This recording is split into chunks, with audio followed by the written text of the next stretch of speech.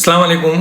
Doctor Danish program real focus के साथ हाजिर है। इस वक्त किस शोबे में बात करें बताइए, कौन सा शोबा है मौजूदा दौर में हम इंतज़ामिया पे आ जाएं तो मसाइल, हम सिफारत में आ जाएं तो बहरान, हम मईशत में आ जाएं तो तबाही, हम अगर आपके गवर्नेंस के मसले में आ जाएं तो ख़ुदकुशी, हम अगर आपके सियासी मसले पे आ जाएं तो इंतकाम, हम अगर आपके समाजी मसले में आ जाएं तो गालम गलोज और गंदी और अब्यूज़ लैंग्वेज की भरमार। मसलन कौन सा ऐसा शोबा है, और हम इंस्टीट्यूशन पे आ जाएं तो क्राइसिस, बड़े बड़े क्राइसिस। तो पाकिस्तान इस वक्त मुकम्मल तौर पर 3 साल में जहां खड़ा है वो एक बड़ी तकलीफ दे जगह खड़ा है। और इस 3 साल के अरसे में जो मौजूदा पीटीआई की हुकूमत है, पाकिस्तान को 100 साल पीछे फेंक दिया है। ये वही पाकिस्तान है जो एटमी ताकत, मैं उसको 5वीं एटमी ताकत कहता हूँ, और लोग कहते हैं कि आप 5वीं क्यों कहते हैं, 7वीं है।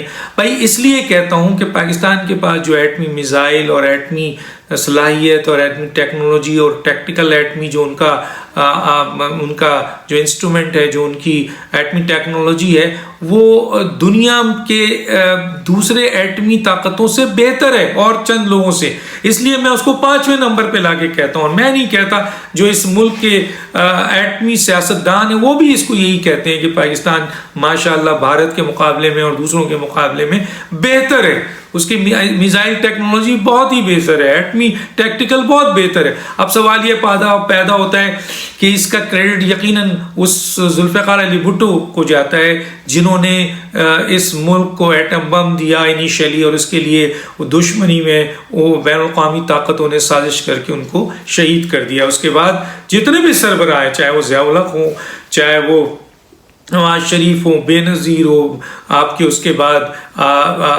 मुशर्रफ साहब हो, या आपके जुनीजो साहब हो, जो भी हुकूमत आई उस हुकूमत ने जो है इस प्रोग्राम को सपोर्ट किया और ऊपर लेके गई। और फिर ये आखिरी मौरका के भारत के 5 एटमी धमाकों पे उस वक्त के वज़ीर आज़म जनाब नवाज शरीफ साहब ने 6 धमाके किए। और यकीनन उनको उस वक्त बहुत दबाव था, अंदर से भी दबाव था, बाहर से भी दबाव था। बाहर वाले कह रहे थे कि नहीं करें, लालच था, अंदर वाले कह रहे थे करना है। इन दबावों का कंक्लूजन क्या हुआ? वो हुआ कि जनाब उन्होंने 6 एटमी आपके धमाके किए। तो क्रेडिट तो जाता है। अब सूरत हाल कहने का है कि हम उनसे लड़ाई करते थे, हम उस समय कई anchors, media person, Asif Ali Zardari, Musharraf साहब से, बेनज़ीर साहिबा से, और आपके मियाँ नवाज शरीफ साहब की हुकूमत से सख्त हम उनको तनकीद करते थे। हम सख्त किस्म की उनके खिलाफ प्रोग्राम करते थे। उनकी हुकूमत ज़ातियात पे हम नहीं जाते, कभी हमने पर्सनल किसी के खिलाफ प्रोग्राम नहीं किया है। हमने हमेशा उनकी हुकूमत को क्रिटिक्स किया, और हुकूमत के हिसाब से जो भी वज़ीर आज़म और वज़ीर आज़म के ओहदे से लोग मुख्तलिफ होते थे, उनसे सवालात और सख्त सवालात और बहुत शदीद जो है वो तनकीद होती थी, कि यहाँ तक कि ये महसूस होता था कि शायद हम जो है वो पर्सनल हो जाते हैं या दुश्मन हैं इनके। तो देखें, आज ये आपको पता चल रहा होगा कि हम किसी के दुश्मन नहीं है। ना इमरान खान साहब के आज दुश्मन है, ना नवाज शरीफ साहब के थे, और ना आसिफ जरदारी, ना बेनज़ीर, ना मुशर्रफ साहब। हमारा पर्सनल एजेंडा कुछ नहीं होता। हमारा एजेंडा होता है हमारा मुल्क, हमारा आइन, हमारा कानून, हमारी अवाम। तो हमारा ये एजेंडा है, और इस एजेंडे के हिसाब से जो भी हुकूमत में पार्टी होती है उससे हम सवाल करते हैं। तो आज पीटीआई है इसलिए सवाल हो रहा है, और कल पीएमएलएन थी उनसे हुआ, इससे ज़्यादा आपके पीपल्स पार्टी से हुआ और पीएमएलएन से हुआ। शदीद तरीन तनकीद हमने की, जो आज हम कर रहे हैं उससे कहीं ज़्यादा तनकीद थी, इसलिए कि हुकूमत में थे। तो गोया पर्सनल एजेंडा नहीं है, और किसी से हमारी बुग़्ज़ नहीं है, किसी से हमारी नफरत नहीं है।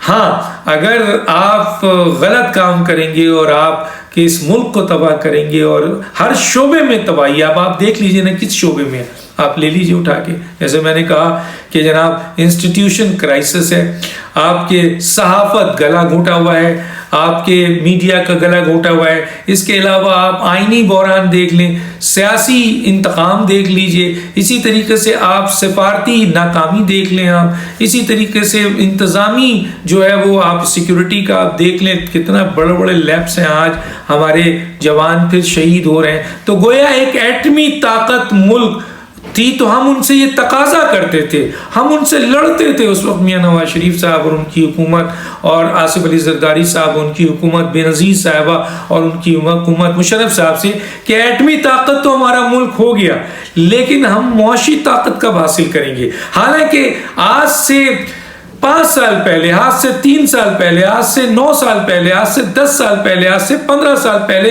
पाकिस्तान जो मुआशी जगह पे खड़ा हुआ था, आज के मुकाबले में 100 गुना बेहतर था, 100 गुना बेहतर था। तब भी हम कहते थे कि हम मुआशी ताकत कब बनेंगे, हम मुआशी मसाइल कैसे हल होंगे।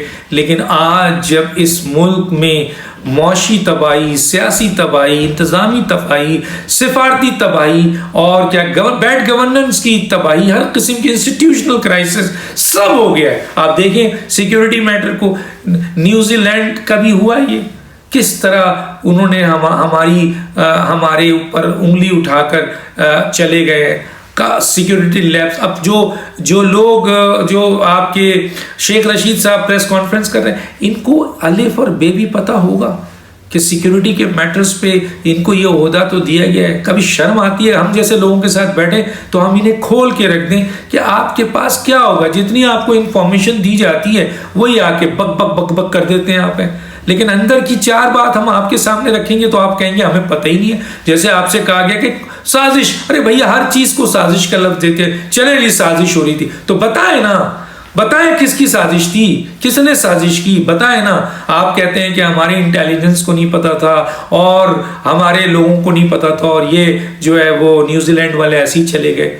अरे न्यूजीलैंड वाले क्या यहाँ खेलने आए थे, किसी मतलब से आए थे, तब उन तक कोई अहम तरीन थ्रेड्स पहुंची होगी जो आप तक नहीं पहुंची, उन तक पहुंची, क्योंकि आप तो इन चीज़ों की तरफ थोड़ी सीख रहे हैं। आप तो लोगों को सजा देनी है, मीडिया को दबाना है, इलेक्ट्रॉनिक मशीन का घपला करना है, इस्लाहात गैर आईनी गैर कानूनी बनाना है और किसी तरीके से भी जो है वो सियासी लोगों को सियासी इंतकाम और इमेज बिल्डिंग की जाए और झूठ बोला जाए और बड़े बड़े दावे और वादे किए जाए और इंतहाई गलीज और गालम गलोच की जाए। आप तो इसमें लगे हुए हैं, तो आपको क्या पता कि पाकिस्तान की एक्सटर्नल और इंटरनल थ्रेट्स क्या है, इस वक्त क्या सूरत हाल है। और जितना आपका कद है, जितनी आपकी मुलाजमत है, उतनी दे दी जाती है आपको। और मीडिया में आके इन लोगों के सामने सिलेक्टेड लोगों को बुलाकर आप सवाल करते हैं। बैठे हम जैसे किसी एंकर के सामने, शेख रशीद साहब, हम अगर आपके सामने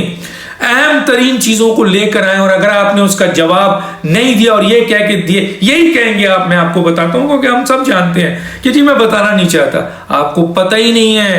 हम आपसे चंद सवाल करेंगे चंद चीजों के बारे में, आपकी जमीन निकल जाएगी आपके पांव से।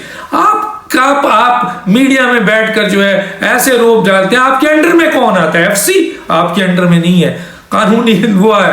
आपके अंडर में रेंजर्स, मेजर जनरल, बड़ा करीबी आर्मी चीफ का जो है वो डीजी बैठा हुआ है हर जगह पे। तो आपको कौन पूछता है? एफसी का मेजर जनरल है, कौन आपको पूछता है? एफआईए भी आपको नहीं पूछती, नैब आपको नहीं पूछता, नादरा आपको नहीं पूछता। मैं आपको बता रहा हूं कि नादरा भी आपको नहीं पूछता, वो डायरेक्ट वजीर आजम के साथ है।